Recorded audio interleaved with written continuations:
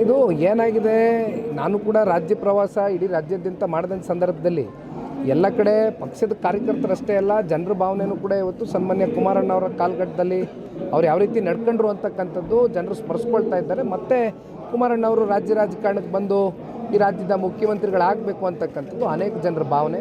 ಆದರೆ ನಾನು ಪದೇ ಪದೇ ಮತ್ತೆ ಒತ್ತಿ ಹೇಳ್ತೇನೆ, ಇದು ಯಾವುದೇ ಇತ್ಯರ್ಥಗಳು ನಿರ್ಣಯಗಳು ಅಂತಿಮಗೊಳ್ಳಬೇಕು ಅಂದರೆ ಇದು ಆ್ಯಸ್ ಎನ್ NDA BJP ಮತ್ತು JDS ಇಬ್ಬರು ಕೂತ್ಕೊಂಡು, ಅದು ಕೇಂದ್ರದ ನಾಯಕರು ಇರ್ಬೋದು, ರಾಜ್ಯ ನಾಯಕರು ಇರ್ಬೋದು, ಒಂದು ಆರೋಗ್ಯಕರವಾದಂಥ ಚರ್ಚೆ ಮಾಡಿ ಅಂತಿಮವಾಗಿ ಅವತ್ತಿನ ಕಾಲಘಟ್ಟಕ್ಕೆ ಭಾಳ ದೂರ ಇದೆ ಮುಖ್ಯಮಂತ್ರಿ ಅಂತಕ್ಕಂಥ ವಿಚಾರ, ಇನ್ನೂ ಭಾಳ ದೂರ ಇದೆ. ಚುನಾವಣೆ ಆಗಬೇಕು.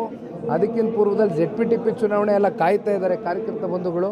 ಆ ಚುನಾವಣೆಗಳಾಗಬೇಕು. ಕಾದು ನೋಡೋಣ ಬನ್ನಿ ಏನೇನಾಗುತ್ತೆ.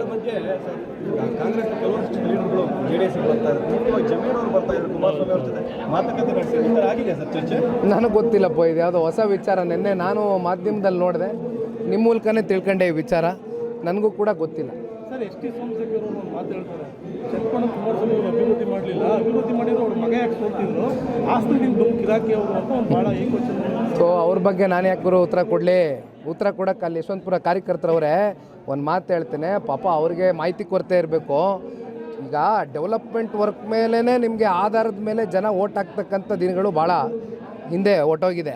ಡೆವಲಪ್ಮೆಂಟ್ ಆಧಾರದ ಮೇಲೆ ಈಗ ಓಟ್ ಆಗ್ತಾ ಇಲ್ಲ. ರಾತ್ರಿ ಬಂದು ಅದೆಂಥದ್ದು 5,000 ರೂಪಾಯಿ ಟೋಕನ್ ಕೊಡ್ತೀವಿ, 5,000 ರೂಪಾಯಿಯಿಂದ ನೀವು ಅದೆಂಥದ್ದು ರೇಷನ್ ಕಿಟ್ ತಗೋಬೋದು. ಈ ಕಾಲದಲ್ಲಿ ಬಂದು ನಿಂತ್ಕೊಂಡಿದ್ದೀವಿ. ಇವತ್ತು ಡೆವಲಪ್ಮೆಂಟ್ ವರ್ಕ್ನ ಆಧಾರದ ಮೇಲೆ ಜನ ಓಟ್ ಹಾಕ್ತಕ್ಕಂಥದ್ದು ಎಲ್ಲರೂ ನಾನು ಹೇಳ್ತಾ ಇಲ್ಲ, ಒಂದು ವರ್ಗದ ಜನ ಎಲ್ಲೋ ಒಂದು ಕಡೆ ಆ ಮುಗ್ಧರಲ್ಲಿ ದಾರಿ ತಪ್ಪಿಸಿ ಓಟ್ ಹಾಕ್ತಕ್ಕಂಥ ಒಂದು ಸಂಗತಿ ನೋಡ್ತಾ ಇದ್ದೇವೆ. ಹಾಗಾಗಿ ಈ ಮಹಾನ್ ಭಾವನ ನಂತರ ನಾವು ಹೇಳಿಸ್ಕೊಳ್ಬೇಕಾಗಿರ್ತಕ್ಕಂಥದ್ದೇನಿಲ್ಲ. 7 ವರ್ಷ ಸನ್ಮಾನ್ಯ ಕುಮಾರಣ್ಣ ಅವರು ಕ್ಷೇತ್ರದಲ್ಲಿ ಏನು ಶಾಸಕರಾಗಿದ್ದರು, ಪ್ರತಿನಿಧಿಸಿದರು. ಆ 7 ವರ್ಷದಲ್ಲಿ 1,200 ಕೋಟಿ ರೂಪಾಯಿ ಬೇಕಾದ್ರೆ ಪಟ್ಟಿ ಅವ್ರಿಗೇನಾದ್ರು ಮಾಹಿತಿ ಕೊರತೆ ಇದ್ದರೆ ಅವ್ರ ಮನೆಗೆ ಬೇಕಾದರೆ ನಾನು ಪೋಸ್ಟ್ ಕಳಿಸ್ಕೊಡ್ತೀನಿ, ನೋಡಲಿ.